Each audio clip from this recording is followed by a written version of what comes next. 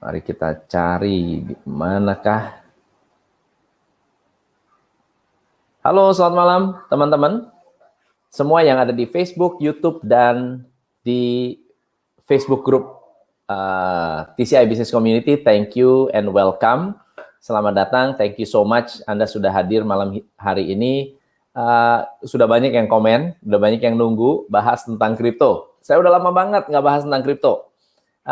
Kenapa? Karena banyak hal yang tentunya berubah dari cryptocurrency dan banyak sekali yang menurut saya perlu diupdate dari praktisi. Makanya hari ini saya mengundang Pak Yohanes untuk sharing tentang cryptocurrency. Oke, so sebentar ya, di sini Pak Yohanes belum masuk. Saya akan undang beliau di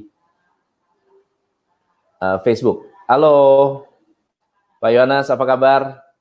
Welcome. Suara aman? Halo Coach Tom, suara aman Coach Tom. Wah, Selamat malam.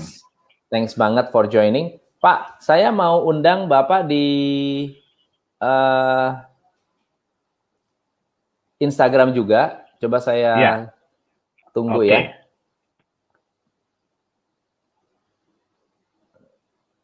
Nah, udah muncul. Oke. Teman-teman, kalau saya nanti nggak lihat ke sini, lihat ke sana, berarti kita sedang ngobrol di dua platform yang berbeda. Sehat-sehat, Pak? Sehat, Coach. Puji Tuhan, sehat. Wah, siap. Apa kegiatannya nih saat ini? Apa yang lagi sibuk ngapain? Biasa, Coach. Lagi terus berinovasi. Karena kalau di dunia IT kan nggak ada habis-habisnya ya. Jadi kita coba untuk eksplorasi hal-hal baru. Jadi saya kenal Pak Yohanes ini, beliau adalah praktisi yang juga sangat concern di dunia cryptocurrency. Sebetulnya bukan hanya praktisi, tapi beliau mengerti teknologi di balik cryptocurrency. Orang IT nih teman-teman. Beliau ini orang IT. Jadi jangan kaget kalau nanti beliau membahas banyak sekali hal-hal yang berbau teknologi. Dan menurut saya mengundang beliau karena beliau bukan hanya mengerti sisi cryptocurrency-nya, tapi sisi dalamnya cryptocurrency. Kenapa nggak kita explore bareng-bareng? Jadi buat teman-teman yang punya pertanyaan, mohon ditulis di komen. So, Pak Yohanes boleh cerita nggak sedikit tentang background Pak Yohanes? Sejak kapan sih kenal dunia kripto? Oke, jadi memang saya pribadi mulai tertarik ya Coach untuk mempelajari tentang dunia blockchain, kemudian cryptocurrency ini dari sejak 2009. Jadi semenjak saya lihat ada white paper dari Bitcoin. Nah, jadi pada waktu itu kita sih masih mempelajari ya. Jadi ini masih jadi pertanyaan, ini sebenarnya apa sih yang berusaha untuk dibuat. Tapi kita sudah mulai tertarik. Kenapa? Karena si Sang Satoshi Nakamoto ini dia berhasil menggabungkan konsep sebenarnya. Kalau secara teknologi sih sebenarnya yang dipakai adalah teknologi lama. Ya, jadi bahasa pemrogramannya pun bahasa lama, betul. Dan blockchain sendiri sebenarnya sudah dipakai ya di dunia pemrograman database, itu juga udah lama. Nah, terus cara untuk membroadcast dari sistem itu pun juga menggunakan teknologi yang sudah lama. Nah, enkripsi kita juga udah kenal udah lama ya, teknologi enkripsi. Tapi yang hebat adalah dia berhasil menggabungkan ketiga hal ini. Jadi teknologi blockchain, kemudian distributed ledger, sama enkripsi. Hingga membuat sebuah sistem yang powerful. Ya, di mana sangat sulit untuk dihack. Ya. Terus kemudian juga semua orang bisa mengetahui ledger pembukuan, jadi nggak ada lagi yang ditutup-tutupin, ya kan? Dan semua itu transaksi bisa dilakukan tanpa ada mediator. Oke, saya supaya teman-teman nanti nggak lost ya. Kenapa penting dan kenapa powerful? Kenapa penting dan kenapa powerful blockchain ini? Oke, jadi kita tahu bahwa selama ini kan sistem finansial kita kan semuanya tercentralize ya. Ya. Jadi kita punya data keuangan itu kan tercentralize di sebuah bank. Nah, yang lebih besar dari bank kan ada bank sentral. Benar. Nah, terus ada lagi yang lebih besar lagi. Ya. Nah, dengan adanya teknologi ini kan sebenarnya ingin menciptakan, kita pengen nyoba nih sebenarnya. Bisa nggak sih kalau kita membuat sistem cash peer-to-peer, jadi peer-to-peer cash transfer system tanpa ada pihak ketiga. Ya, jadi tanpa ada sentral. Ya, nggak harus naruh di bank dulu gitu ya. Betul. Nah, jadi ini sebenarnya sebuah revolusi. Ya. Ya, kita tahu lah apa arti kata revolusi ya. Benar. Ya, jadi banyak penentangnya. Sebenarnya sebuah revolusi, betul. Ini sebuah revolusi. Mungkin juga makanya yang namanya Satoshi Nakamoto, dia nggak berani muncul. Kenapa? Karena pada saat itu kan dia juga nggak tahu nih sebenarnya responnya masyarakat bagaimana, responnya dari pemerintah bagaimana, kan dia juga masih belum tahu gitu loh. Jadi makanya ya lebih baik dia menjadi the man behind the screen lah.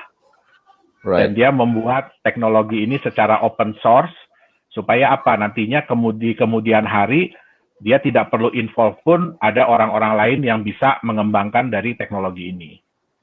Oke. Jadi pada dasarnya si Bitcoin ini Satoshi Nakamoto dia menggagas Bitcoin lalu kemudian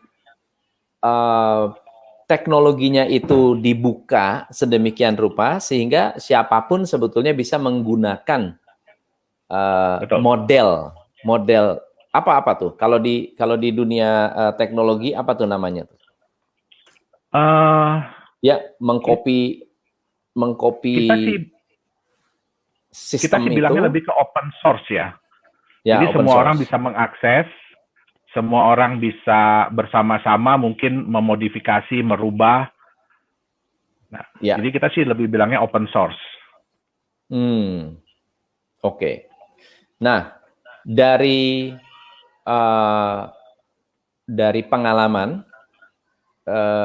jadi cerita background IT-nya tuh di mana? Cerita background IT-nya tuh di mana? Ya, jadi memang kalau IT ini saya lebih ke hobi, Coach. Ya, jadi lebih ke hobi. Nah, jadi dan terutama mulai saya dalami itu semenjak saya di Jerman. Oke. Ya, jadi saya dalami ya kan di Jerman, terus kemudian pulang. Nah, tahun 2016 itu karena saya sudah tidak lagi bekerja di perusahaan yang konvensional ya, kalau kita bilang ya mungkin. Ya, jadi saya mulai menekuni lah, mulai menggiatkan hobi IT ini. Jadi bikin perusahaan, ya. Oke. Nah, boleh tahu nggak kalau Bitcoin ini open source, berarti banyak orang yang bisa menciptakan aset kripto seperti Bitcoin, betul ya? Betul, betul. Nah, Pak Yohanes bisa nggak bikin aset kripto? Kalau saya mau pesan sama Pak Yohanes bisa nggak kira-kira? Mau order? Sebenarnya sih hampir semua praktisi IT saya rasa bisa ya untuk membuat sistem seperti Bitcoin ini. Ya, jadi memang betul. Jadi memang tahun 2017 itu kita sendiri kan itu lagi heboh-hebohnya ya kripto ya. Ya. Jadi kita pada waktu itu juga banyak didekatin oleh kelompok orang atau perusahaan yang ingin membuat cryptocurrency, membuat crypto aset. Oke. Ya. Nah, saya agak sedikit lompat ya. Pak Yohanes Ya. ya, karena ada beberapa yang tanya, karena kita akan masuk ke karena background-nya itu IT, punya kemampuan untuk melihat aset kripto dari dalam, gitu kan ya. Kira-kira apa sih koin-koin yang bagus untuk kita invest? Atau ada nggak bukti bahwa kripto itu bisa bikin kaya? Itu pertanyaan. Oh, ada banget, Mas. Ada ya? Bisa. Kita bisa kaya dari aset kripto. Ya, tapi ya kita harus tahu dulu apa yang ingin kita capai. Oke. Ya, apakah kita ini ingin mencari keuntungan jangka pendek atau jangka panjang? Ya. Nah, itu dia. Kalau jangka pendek ya biasanya kan kita bisa trading di aset kripto yang sudah ada di market. Ya. Jadi kita trading. Tapi harus siap dengan volatilitas harga. Yang kita tahu kan volatilitas harga kripto aset itu kadang-kadang nyeremin. Benar. Seringnya tuh nyeremin. Dalam waktu sekian detik, sekian menit, sekian jam bisa berubah dan naik turunnya itu tinggi banget. Ya. Tapi ya volatilitas ini bukan berarti negatif. Kalau bagi trader yang udah paham cara trading, wah ini menyenangkan ini. Ya kan? Nah, tapi ya buat kebanyakan kan kita lihat sekarang ini mulai banyak orang yang ikut tren di aset kripto. I see. Nah, sayangnya volatilitas ini buat yang ikut-ikutan ini bisa berakibat negatif. Benar. Itu dia. Nah, banyak banget yang mengalami kerugian karena tidak tahu cara melihat kripto mana yang bagus atau kripto mana yang bermasalah. By the way, teman-teman, supaya saya tidak salah, saya tidak merekomen apapun ya.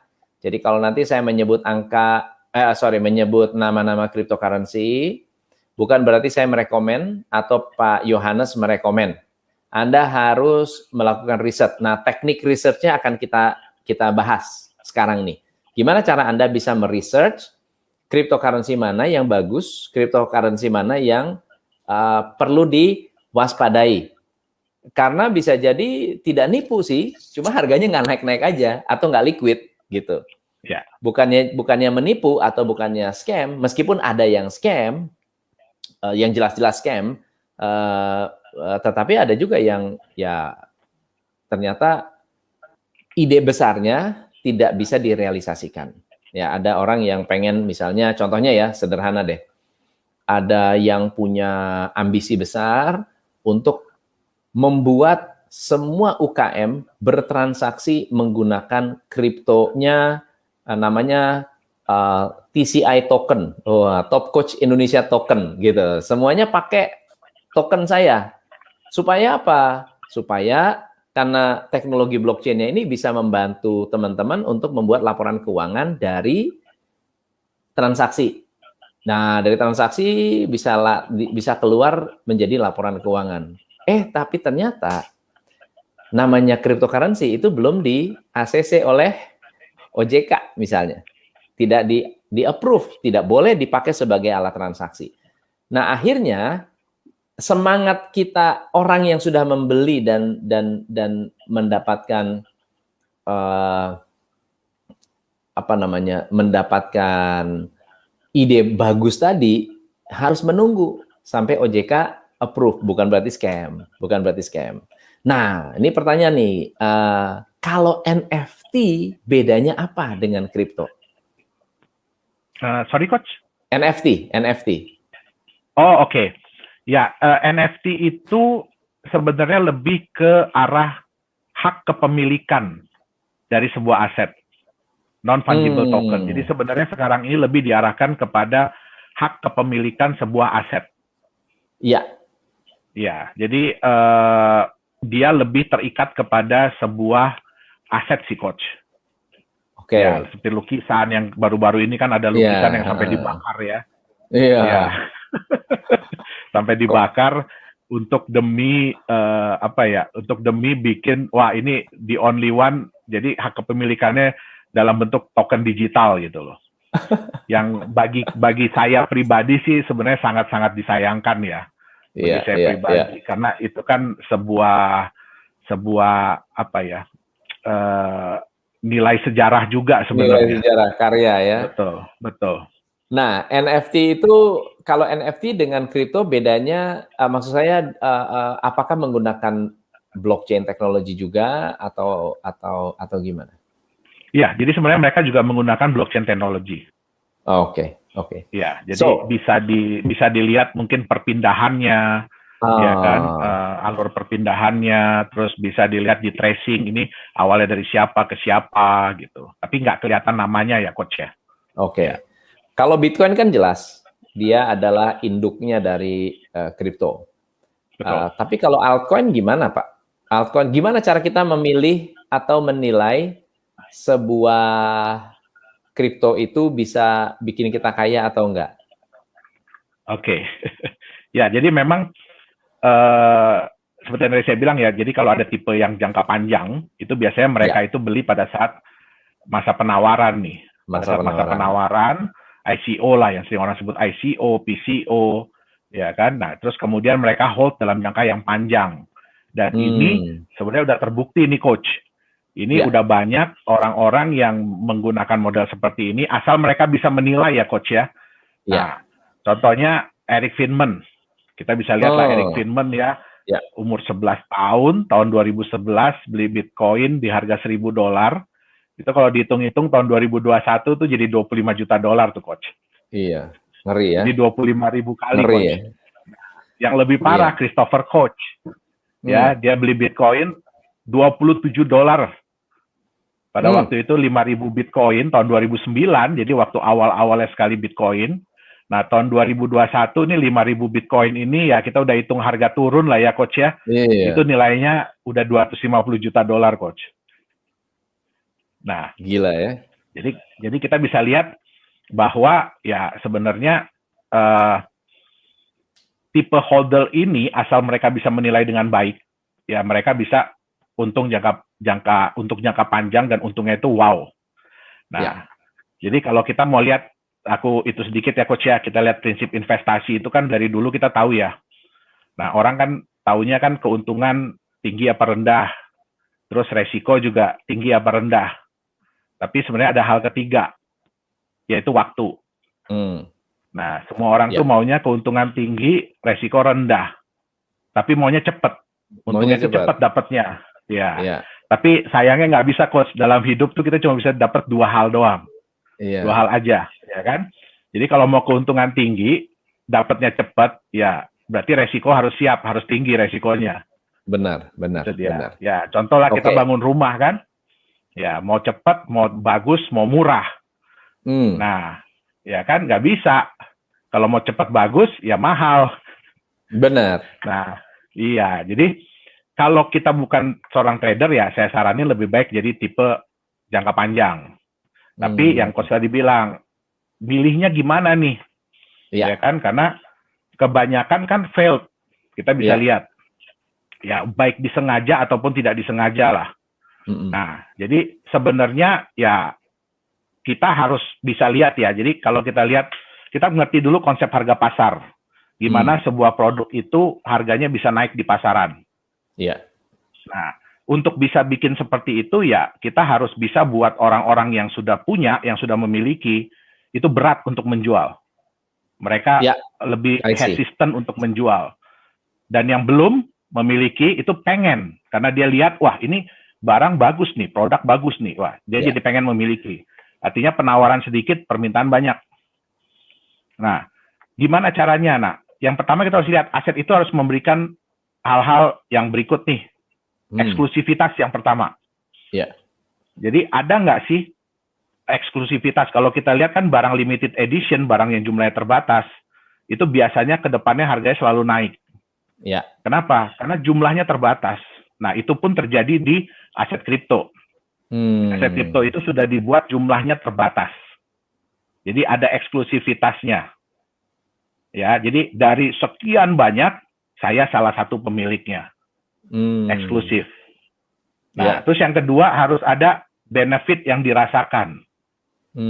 Dengan saya pegang aset ini, baik itu kripto ataupun aset biasa, harus ada benefitnya. Apa ini yang saya rasakan? Ya contoh, ya mungkin ya pemirsa di sini ya, kalau beli rumah itu kan berharapnya kan ke depannya harganya naik. Ya. Tapi selama menunggu harganya naik, ya bisa saya nikmatin sendiri untuk tinggal atau saya sewakan. Ya. Nah, jadi harus ada benefit yang dirasakan. Kalau nggak ada benefit yang dirasakan, ya udah begitu harga jatuh, mereka langsung jual. Kenapa? Karena mereka nggak ngelihat ini saya pegang barang ini untuk apa. Benar, benar. Nah, terus utilitas ini penting, utilitas. Jadi semakin aset itu dipakai banyak orang untuk hal sesuatu, ya berarti kan permintaan akan naik, permintaan akan semakin tinggi. Ya, nah, tapi utilitas ini harus dilihat. Jadi gini, banyak yang sudah bilang bahwa oh nanti kita akan dipakai untuk ini, untuk ini, untuk ini, untuk ini. Tapi belum bisa dibuktikan. Contoh yang coach bilang tadi, sorry coach ya mudah-mudahan nanti TCI bisa punya token ya. Nah, nanti bisa dipakai tuh. Ya, bisa dipakai untuk apa? Untuk ikut coaching. Mungkin dapat diskon. Ya, nggak boleh coach. Buat apa pembayaran nggak boleh coach ya. Buat transaksi nggak boleh ya. Tapi mungkin bisa untuk mendapatkan diskon. Ya kan? Bisa untuk dapat untuk dapat special offer atau dapat tambahan paket atau lain-lain ya kan. Nah, tapi utilitasnya harus dilihat. Ya, utilitas ini kan diharapkan dari sebuah aset kripto itu kan ujung-ujungnya adalah untuk pembayaran. Betul. Nah, tapi ini sangat penting kalau orang belum melihat eksklusivitas sama benefit ini, ya kan, tentu saja mereka kan panic selling atau panic buying. Ya. Kalau harga naik, harga turun. Nah, semakin mereka panic selling dan panic buying, itu yang membuat volatilitas kan semakin tinggi, coach. Karena adanya panic selling dan panic buying, ya kan? Nah, kalau kripto itu memang orang bisa melihat eksklusivitasnya, benefitnya, ya kan? Orang akan lebih berat untuk menjual dan yang belum punya pengen membeli. Jadi itu harga pasti akan lebih stabil dan kecenderungannya pasti akan meningkat. Karena orang semakin lama akan ngelihat benefit apa yang saya dapatkan. Nah, otomatis utilitas itu pasti akan terbentuk dengan sendirinya. Contoh Coach Tom. Coach Tom misalkan ada yang mau bayar Coach Tom, saya mau ikut training Coach Tom, mungkin bukan di Indonesia ya, mungkin di negara lain, saya mau bayar pakai Bitcoin Coach Tom. Ya kan? Atau bayar pakai Ethereum atau bayar yang lain. Begitu Coach Tom terima hari ini mungkin ya anggaplah kita bilang 700 juta ya. Iya. Nah, tapi kan bisa terjadi dalam waktu sekian jam mungkin turun nih jadi 650 juta. Nah, hancur. Jadi hancur kan? Nah, Coach Tom kan agak sedih juga ya. Iya. Belum sempat jual, belum sempat apa, harganya udah jatuh. Nah, kita bisa bayangkan kalau ini terjadi di dunia industri, di mana ada pihak ketiga, ada supplier, ada yang lain-lain. Nah, belum tentu mereka mau menerima itu. Ya. Jadi, memang harus pembuktian dulu dari sebuah aset kripto itu, dia bisa menciptakan harga yang stabil. Bukan berarti nggak bisa naik turun ya, apapun bisa naik turun. Tapi lebih stabil dengan kecenderungannya meningkat. Nah, ini pasti akan membuat utilitas. Nah, yang terakhir, yang lebih penting itu adalah global acceptance. Ini yang penting nih, Coach. Ya. Harus bisa diterima oleh orang banyak. Maksudnya apa? Kita paling gampang gini, Coach. Kita pelajari aja konsep bisnis mereka. Kita pelajari white paper mereka. Kalau kita mudah mengerti konsep yang mereka jabarkan, semakin mudah kita mengerti, semakin kita merasa bahwa ini masuk di akal. Masuk akal. Berarti semakin banyak orang akan menilai hal yang sama. Berarti akan semakin banyak orang yang ini make sense, ini masuk di akal, boleh deh, ya kan? Nah, karena apa? Di dunia aset kripto juga harus hati-hati, Coach. Karena apa? Karena ada yang namanya if you cannot convince people, confuse them. Kalau kamu nggak bisa ngeyakinin orang, bikin mereka bingung. Nah, kebanyakan apa? Ngomongin aja teknologinya semua. Benar. Padahal yang ngerti teknologi kan juga nggak banyak, Coach. Ya kan? Benar. Nah, jadi itu yang harus hati-hati. Jadi pelajari mereka punya konsep bisnis. Keren, keren. Ada pertanyaan bagus nih. Kalau Ya. Bitcoin utilitasnya apa ya? Ya, kalau Bitcoin itu memang karena yang tadi Coach ya, dia udah mother of coin. Mungkin bukan mother malah ya, udah grandmother of coin, of crypto asset. Ya, jadi sebenarnya sekarang ini sudah mulai banyak dipakai untuk alat pembayaran. Ya, sudah banyak dipakai untuk transaksi. Ya. Sudah mulai banyak orang yang mulai menyimpan untuk menjaga nilai. Long term asset sebagai ya. aset, betul, untuk long term Iya. asset. Nah, kalau Bitcoin ya kita udah bisa bilang itu adalah proven ya. Kenapa? Karena dia sudah berjalan dengan waktu, ya kan? Dia juga yang pertama. Ya. Ya, jadi relatively lebih aman. Tapi bukan berarti dia tidak bisa tidak bisa dimanipulasi oleh market. Ya. Ini juga bagus Ya, nih. kita tahu ini, ya, Coach ya. Ada analogi yang bagus nih dari AC889. Kalau ke tempat permainan game anak-anak ya, itu kan rupiah nggak berlaku, Pak. Betul, token. Betul nggak? Dia beli Istilahnya token. Koin, ya itu kan koin. Betul. Koin dipakai dan tidak bisa ditransaksikan kecuali koin itu dicairkan kembali menjadi rupiah. Jadi rupiahnya nggak berlaku. Betul. Itu adalah itu salah satu utilitas. Nah, teman-teman, itu adalah utilitas. Betul. Nah, aku mau nanya soal kalau di luar sana kan banyak nih altcoin. Altcoin mana yang memenuhi persyaratan tadi? Sangat eksklusif, punya utilitas, ada benefit, kemudian bisa diterima oleh masyarakat banyak. Sebenarnya sih ada coach beberapa ya, ada sebenarnya beberapa. Tapi ya kembali lagi banyak yang belum terbukti dari mereka punya utilitasnya. Kenapa? Karena kebanyakan utilitas ini belum terbentuk. Jadi yang kayak tadi ya. Kita kasih contoh Ethereum deh ya, yang nomor 2-nya nih ya. Ya. Ethereum itu harganya kan mahal, dari kemarin ini cuma saya beli 9 juta, sekarang 42 juta, 45 juta, 46 juta. Nah, itu gimana tuh? Kok bisa dia seperti itu? Oke. Jadi kalau Ethereum itu yang paling kuat adalah di sisi utilitasnya, Coach. Ethereum itu. Kenapa? Karena Ethereum itu kan menyediakan sarana untuk membuat smart contract. Jadi untuk menciptakan aset-aset kripto lain, token-token lain. Iya. Nah, di mana untuk membuat itu mereka developer harus punya Ethereum. Iya. Nah, terus untuk menyebarkannya, untuk mendistribusikannya perlu Ethereum. Iya. Untuk transfer itu pun perlu Ethereum. Ya, itu konsepnya time zone juga tuh. Ya. Ya, kalau ada di dalam arenanya mereka harus menggunakan koinnya mereka. Itu sudah jadi apapun mainannya menjadi benar. So, makanya yang menyimpan karena perputarannya banyak, maka yang menyimpan dalam jumlah besar pun banyak. Itu yang menyebabkan harga mereka naik. Betul. Halo Mawar, kita lagi bahas cryptocurrency, lagi bahas cryptocurrency nih, teman-teman. Ya. So, kalau koin lain, misalnya contohnya misalnya XRP. XRP gimana tuh?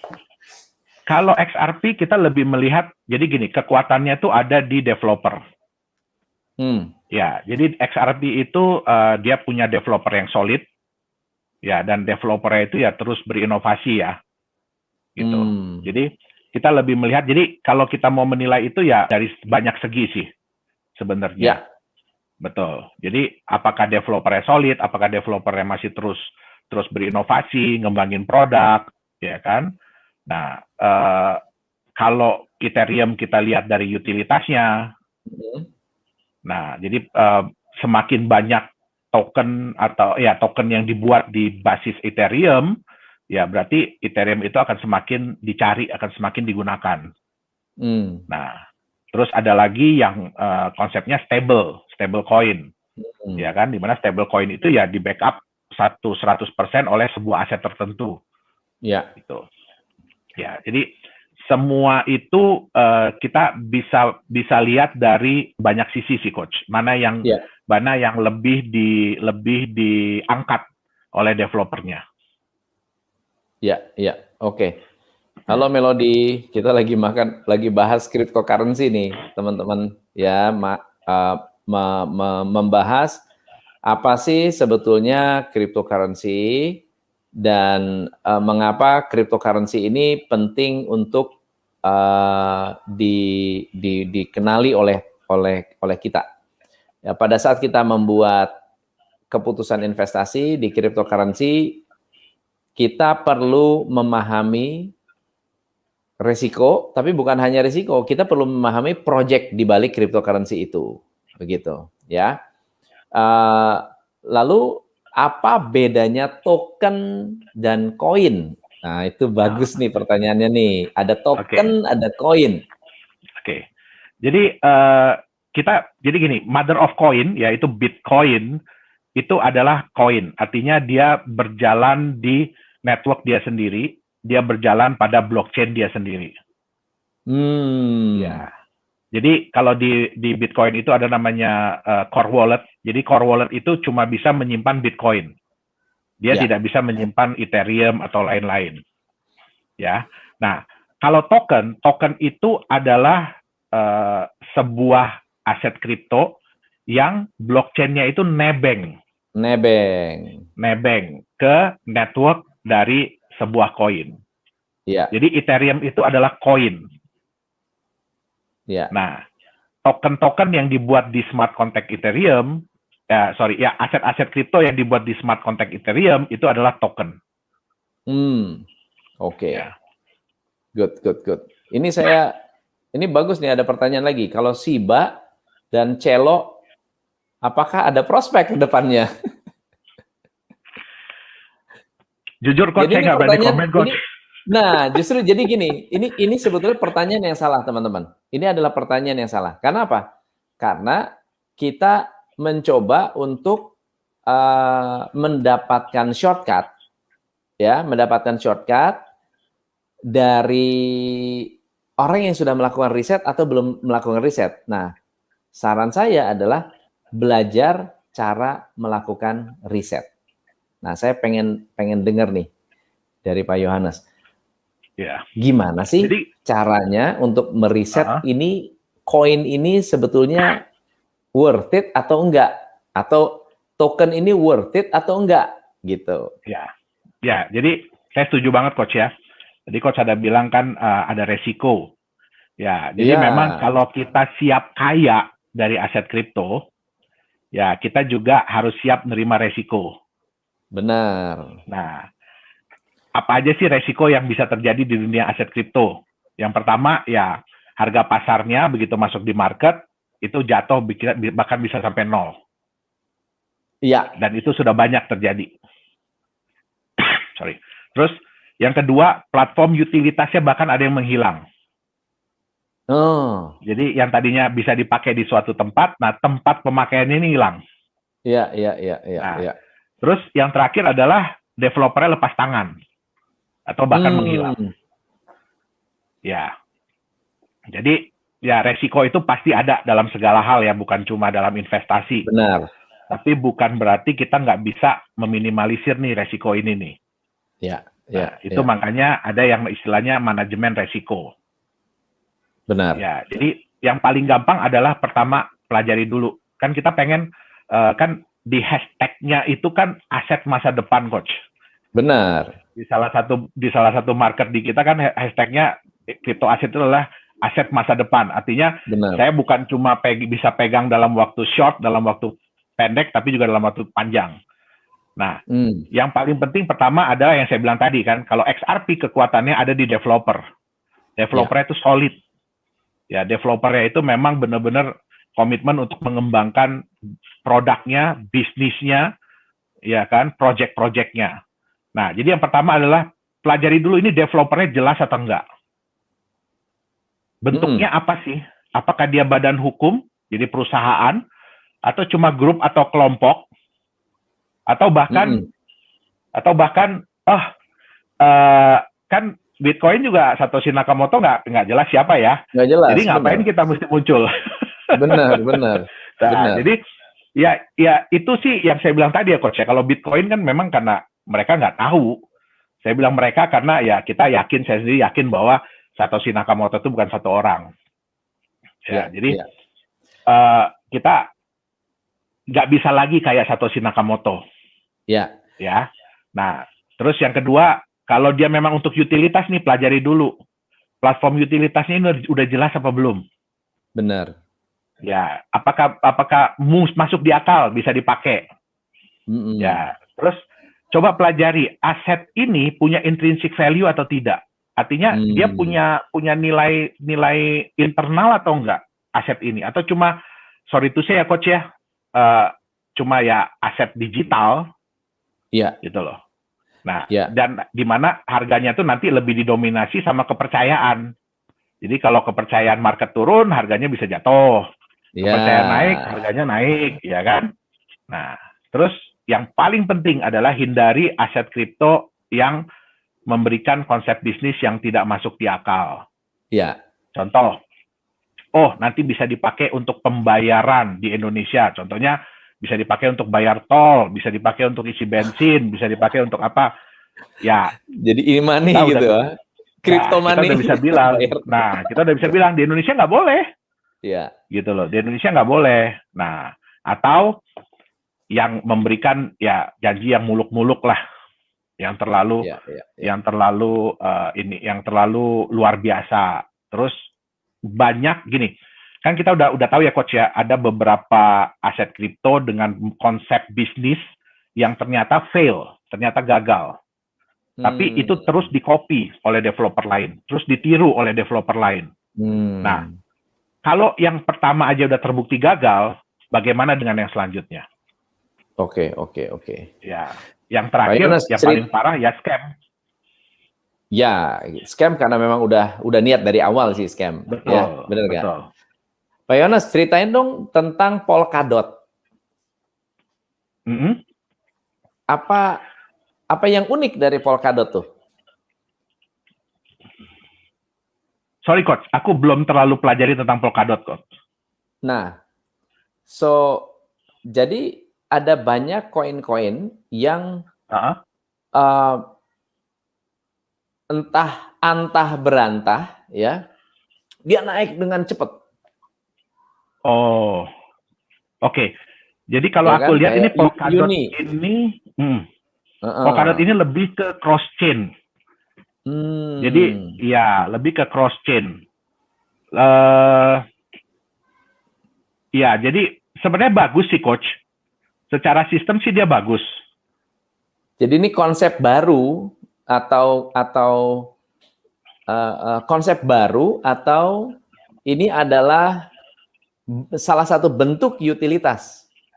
Sehingga membuat dia harganya luar biasa, cepat banget naiknya. Betul.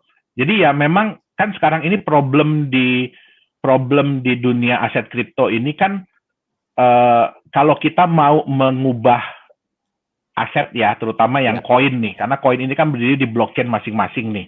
Benar. Ya kan? Dia berdiri di blockchain masing-masing. Nah, salah satu problemnya adalah kan kalau kita mau merubah, mau bertransaksi, itu kan harus lewat exchanger, harus lewat market. Nah, beberapa orang tuh agak mengkhawatirkan market ini. Kenapa? Karena kita sering dengar ya, kita dengar beberapa kali kan market dihack, market di apa gitu loh.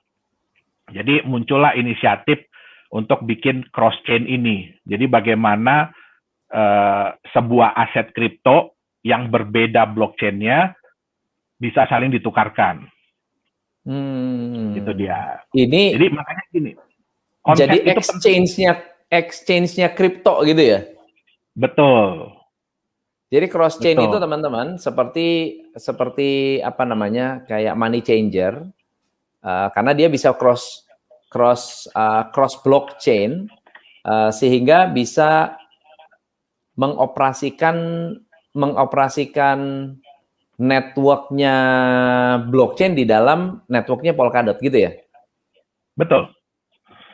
Oke, oke, oke. Betul. Ya makanya jadi ya kalau saya pakai Utilitasnya sendiri tinggi. saya nggak mampu. Saya ya udah pakai Polkadot, dia bisa pakai begitu banyak.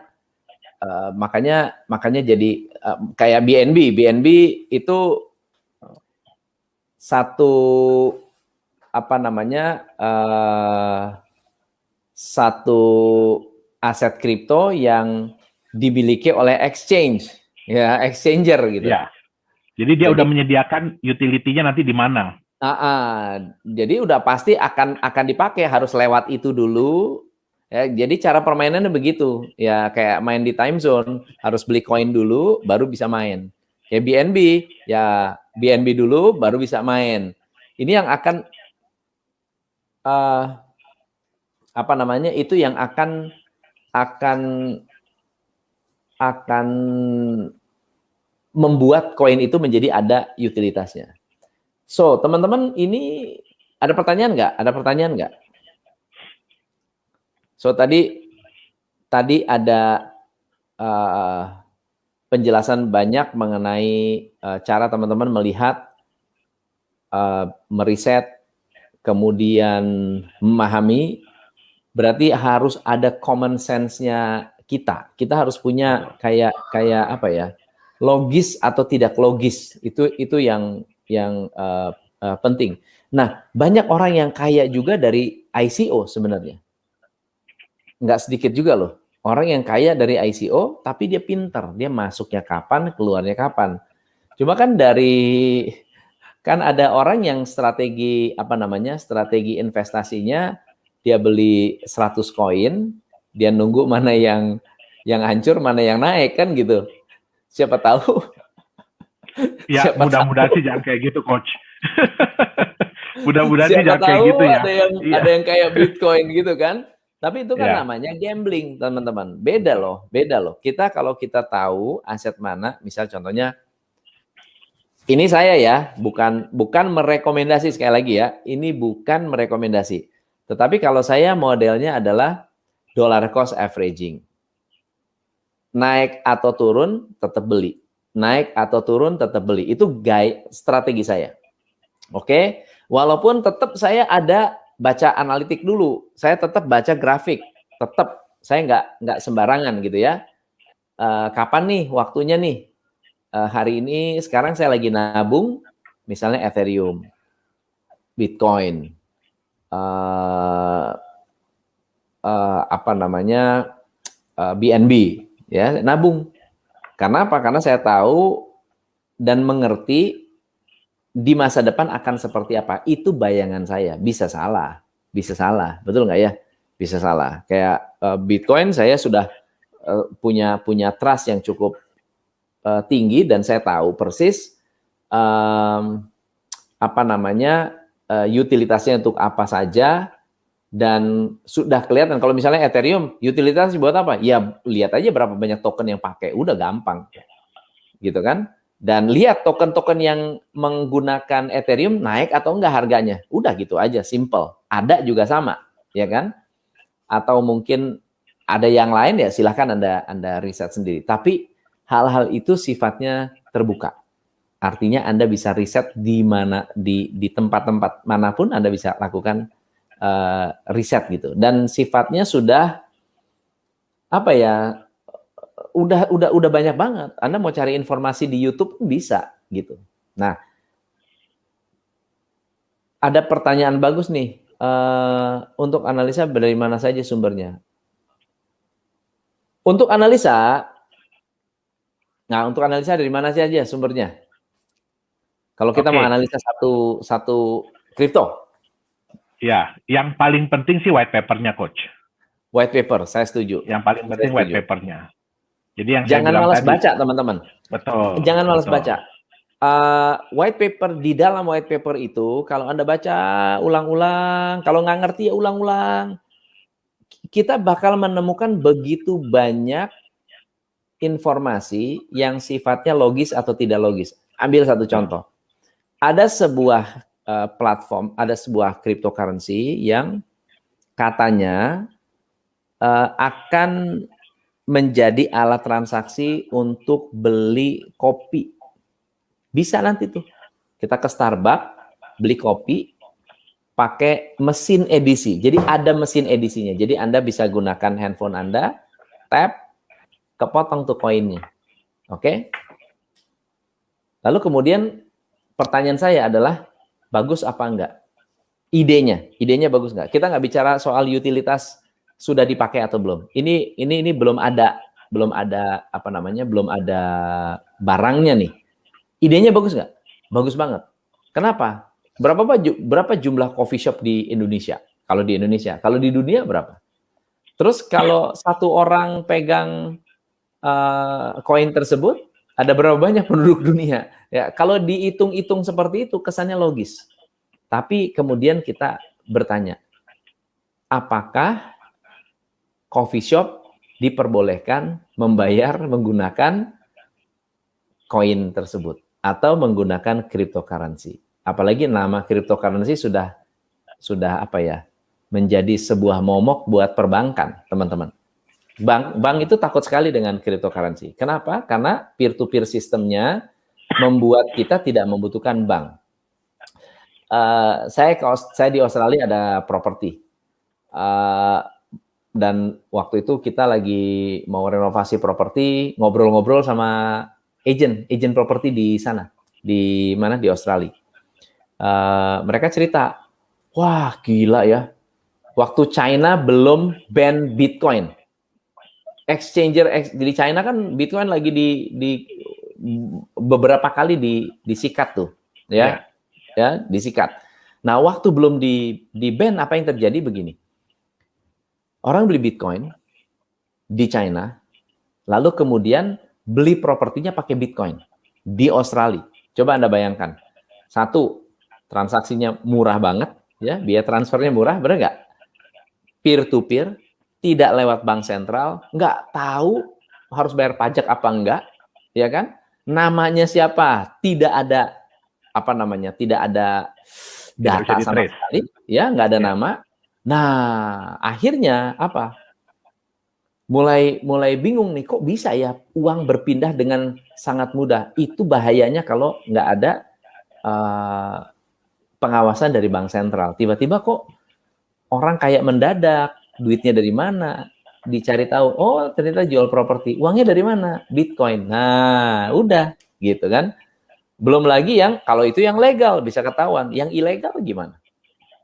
Barang-barang ilegal. Ya, money laundry gimana? Apa namanya? Beli senjata gitu, beli senjata pakai Bitcoin mungkin. Nah, kita kan nggak tahu, tapi sangat memungkinkan hal ini bisa menyebabkan aset kripto itu bisa menjadi berkembang. Nah, begitu teman-teman. Wah, Pak Sukamto, halo. Miner kripto di-ban oleh China. Betul. Coach dulu pernah bahas BCH, menurut Coach ke depannya gimana? Bitcoin Cash gimana tuh? Adiknya Bitcoin. Sebenarnya sih gini Coach ya, jadi banyak yang berusaha untuk mengikuti jejak dari Bitcoin. Makanya kan Bitcoin itu udah beberapa kali di forking ya. Udah beberapa kali di forking. Forking itu apa sih?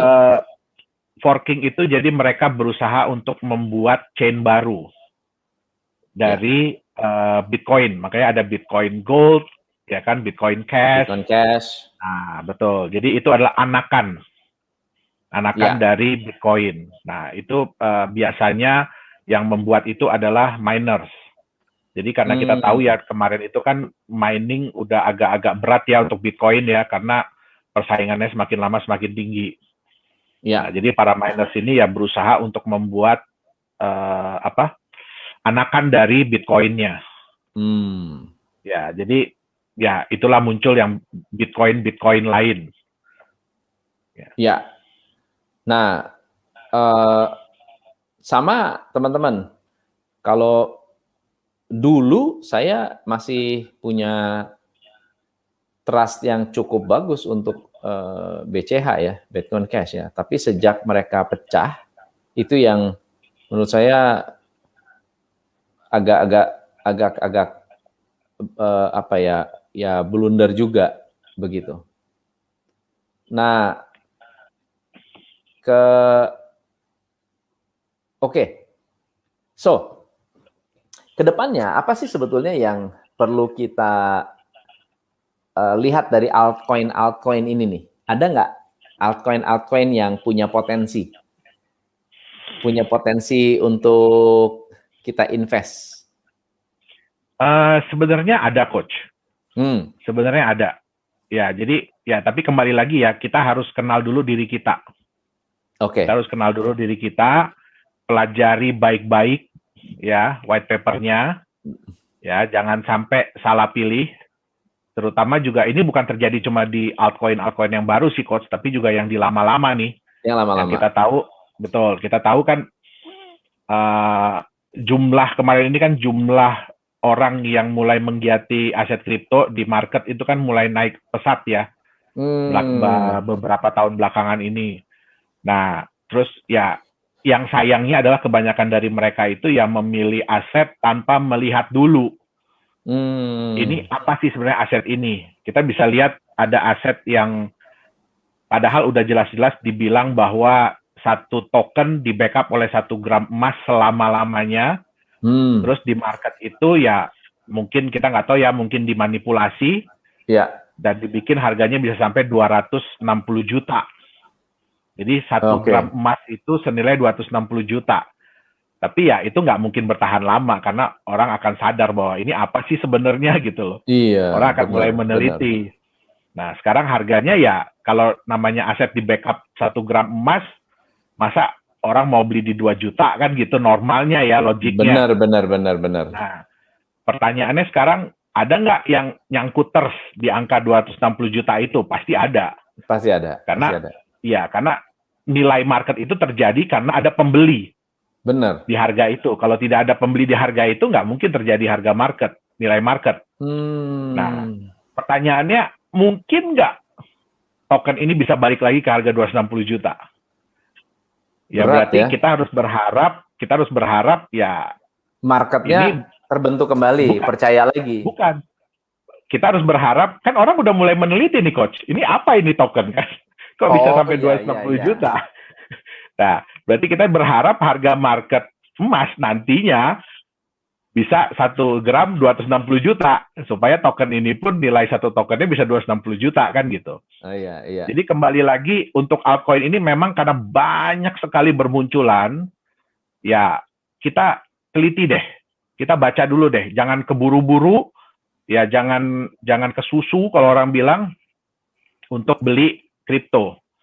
Ya, jadi satu hal sih yang buat saya sedih tuh waktu saya sarapan, saya makan, terus tiba-tiba ada anak-anak muda ya. Jadi ada anak-anak muda mungkin masih kuliah semester awal. Saya dengar mereka, kripto kan lagi ngehits nih. Yuk, kita beli aja 10 biji. 10 macam. Syukur-syukur kalau satu jadi gitu kan. Syukur-syukur kalau satu berhasil. Ya, kalau menurut saya sih sedih ya, Coach ya. Kenapa? Karena ini kan teknologi yang sangat bagus. Sebenarnya ini kan adalah sebuah inovasi ya. Ini sebenarnya bisa dijadikan aset asal benar, asal bagus, itu bisa dijadikan sebuah aset masa depan. Contoh aja kayak saya bilang tadi ya kan, Eric Friedman nah, tapi ya kita harus bisa menilai ya kan, apa sih yang akan menjadi the next Bitcoin. Bitcoin yang saya bilang tadi di awal adalah dia berhasil menciptakan sebuah konsep yang luar biasa. Jadi kita jangan cuma ngelihat teknologi, ya karena ya jujur nggak semua orang bisa paham tentang teknologinya pasti. Saya pun, kita pun tetap selalu belajar soal teknologi. Jadi nggak ada yang di atas langit masih ada langit lah selalu. Betul. Tapi yang paling penting adalah lihat ini masuk di akal nggak. Saya mudah nggak untuk mengerti konsep ini. Itu dia. Saya mudah nggak? Ini bisa nggak nanti diaplikasikan? Benar. Gitu. Nah, jadi dan yang paling penting adalah yang saya bilang tadi. Jadi kita mau investasi, kalau mau yang cepat ya harus siap dengan resiko yang tinggi. Benar, Kita benar. lihat Bitcoin pun untuk bisa mencapai hal seperti ini udah berapa tahun harus dia lewati, ya kan? Untuk sampai bisa akhirnya diterima oleh market dan penerimaannya juga luar biasa. Oke. Pertanyaan bagus dari Sylvester Siboro. Pak Tom, Pak Yohanes mau tanya, apa yang menjadi syarat mata uang digital bisa masuk ke pasar market atau ke pasar atau ke market? Jadi berbeda-beda, Coach Tom, tergantung dari marketnya. Terus tergantung dari regulasinya sebenarnya. Jadi ada beberapa negara yang memang sudah meregulasi, ya, terutama seperti Singapura, ya kan, Jepang, Korea, Cina. Ya, jadi sebenarnya pemerintah Cina pun bukan melarang. Jadi bukan melarang. Setiap individu tuh tetap boleh megang Bitcoin. Tapi yang diatur lebih banyak adalah marketnya. Ya, yang diatur adalah lebih banyak marketnya. Ya, tapi ya terutama kayak Korea ya. Korea sekarang ini lagi getol, lagi sangat-sangat giat. Betul. Mereka ingin meregulasi daripada market kripto ini. Dan mereka juga meregulasi aset-aset kripto apa yang boleh diperdagangkan. Karena ya jujur lebih banyak orang yang kehilangan uang di dunia aset kripto daripada yang dapat uang. Betul.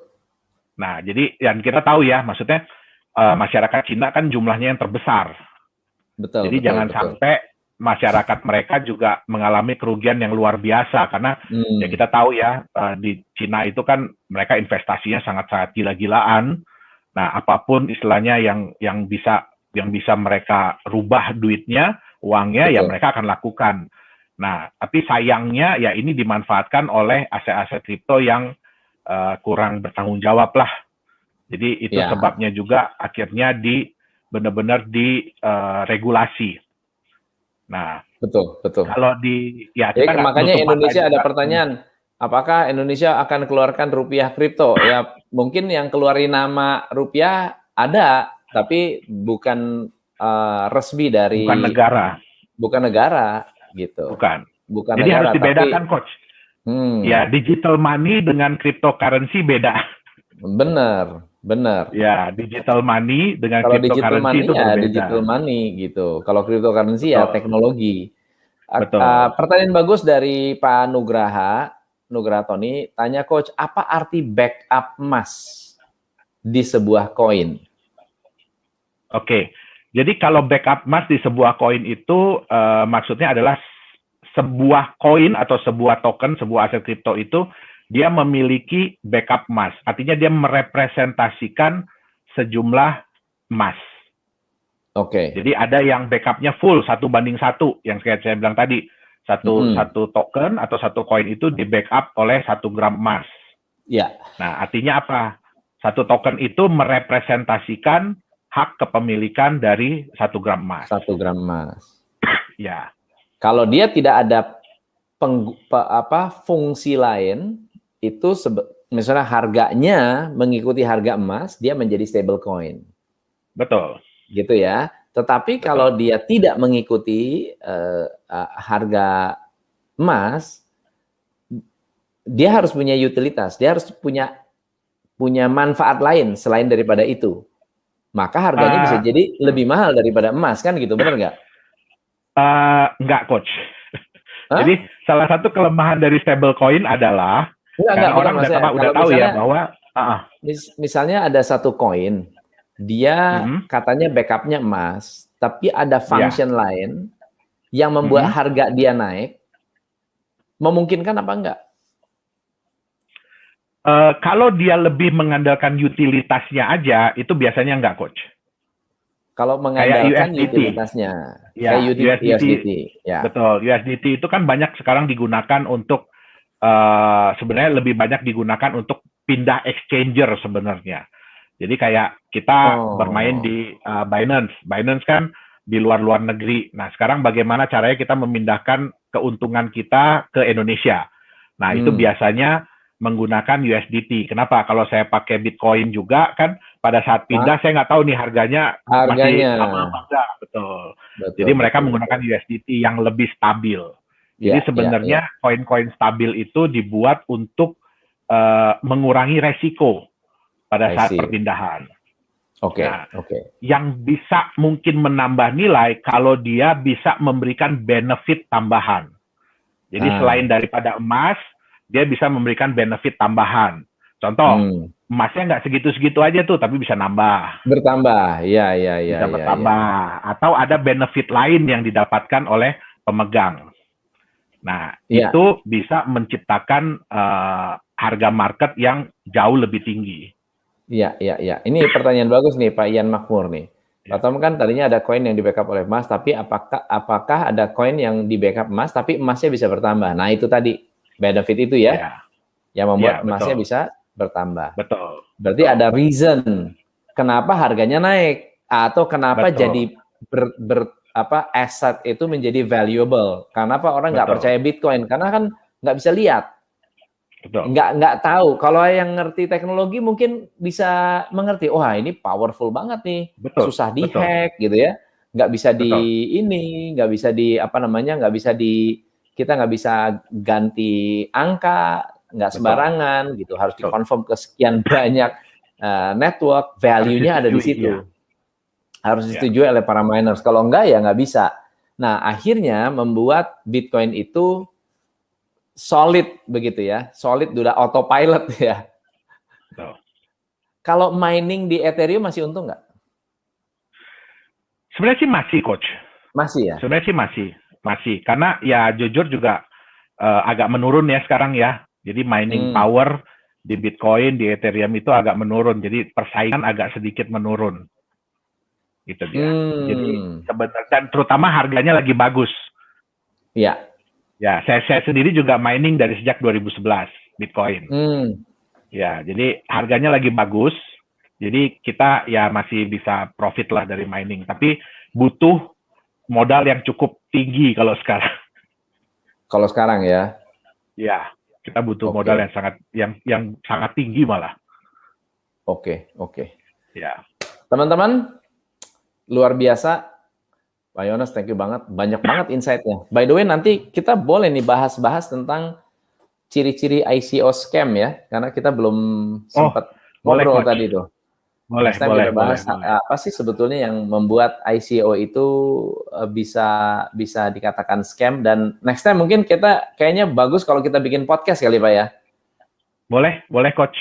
Boleh ya. Dengan senang hati. Boleh. Kita ngobrol-ngobrol langsung ngobrolin soal yang lebih banyak, lebih tajam dan mendalam. Lebih tajam dan lebih dalam. Dan thank you banget hari ini sudah mau diundang di Instagram Live kita. Dan thank you banget buat teman-teman yang hari ini sudah hadir, sudah mendukung, banyak komen, peminat kripto ternyata luar biasa banyak.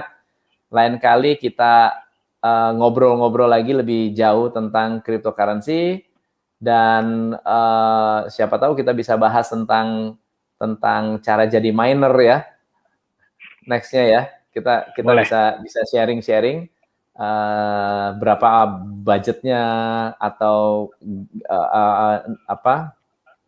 potensi keuntungannya seperti apa. Kayaknya boleh tuh Pak Yohanes yang sudah berkecimpung di dunia itu. Oke. So semuanya thank you banget. Pak Yohanes Chandra adalah CEO Nagaya. Silakan Anda bisa research tentang cryptocurrency, tentang perkembangan cryptocurrency, ataupun tentang bagaimana caranya Anda bisa melakukan investasi dengan tepat sasaran. Tadi kita udah banyak sekali belajar tentang cara melakukan risetnya. So thank you so much Pak Yohanes. Ada pesan-pesan buat teman-teman yang tertarik dengan cryptocurrency atau pengen invest di cryptocurrency untuk masa depan? Ya, jadi yang saya tadi bilang bahwa kita harus menjadi smart investor di dunia cryptocurrency. Smart investor. Kita bukan berarti terus dunia cryptocurrency itu kejam atau apa, tapi ya kalau kita memahami, kita bisa membaca, kita bisa mengerti tentang konsep sebuah kripto, kita bisa lihat keunggulannya apa. Nah, terus ya yang paling penting adalah pakai sense, make sense. Jadi kita harus pakai, betul, kita harus, kalau kita mengerti, baru kita ikut berkecimpung. Jadi jangan cuma ikut berkecimpung karena ngelihat tren, ya kan, ngelihat wah ini lagi heboh cryptocurrency, tapi kita nggak tahu apa-apa. Nah, terus ya kita mau jadikan aset kripto ini aset masa depan. Jadi tolong jangan dijadikan sebagai aset spekulasi. Nah, saya setuju banget. Ya, uangnya, maksudnya konsepnya bagus, tapi dicemari oleh banyak orang yang memanfaatkan ini menjadi sebuah scam, ya. Tapi juga kalau tidak ada peran serta dari pembelinya juga scam itu harusnya nggak ada, bener nggak? Betul. Karena si pembelinya ini juga pada pengen untung cepet gitu. Itulah yang menyebabkan para pemain MLM, waduh luar biasa, money game, ya bukan MLM yang bener ya, tapi nggak ada produknya gitu, ya. So thank you sekali, makasih banyak teman-teman yang ada di Instagram. Thank you. Saya langsung upload di IGTV buat yang mau lihat reviewnya. Thank you so much. Good job. Oke, thank you. Luar biasa. Makasih banyak. Dahsyat. Terima kasih Tom semua teman-teman. Ya, makasih. See you.